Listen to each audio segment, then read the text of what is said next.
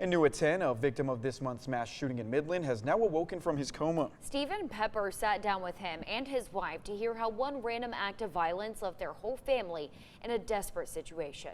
I was scared. I thought I was gonna die. The fear of bleeding out was the only thought in Isaac Bailey's mind when he became one of the 11 people shot during the June 12th deadly mass shooting in Midland.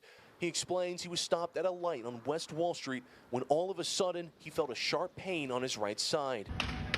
It turns out a bullet had pierced through his elbow and into his torso, sending him into panic. I put the truck in drive to try to hit some vehicles that way somebody could see me to help me, and then so I started hearing more gunshots, and then I just open the door and I fall out and get low. Thankfully, he says it only took minutes before a good Samaritan wrapped a tourniquet around his arm before being rushed to emergency surgery.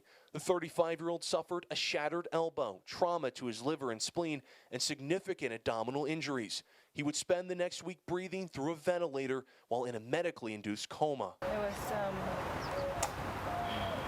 very challenging spiritually, mentally, physically, it was because we have 5 kids that live with us at home.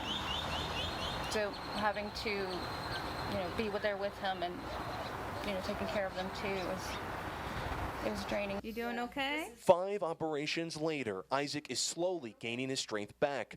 Over the weekend, he finally checked out of Midland Memorial Hospital, beginning rehab at a local facility. But just as he started to progress, he was hit with a major setback. It was 10 days after the shooting. That's when they told me. Since Isaac had no timeline to return to work, he was terminated from his salaried sales position.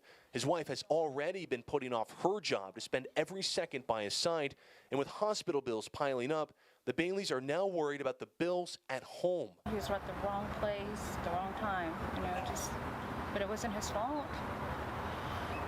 And then to hear that they were going to let him go, that's just heartbreaking. But despite the unimaginable stress, the couple celebrated their 8th wedding anniversary on Monday, grateful for another year. We're blessed that he's able to be here and to be healing the way that he is.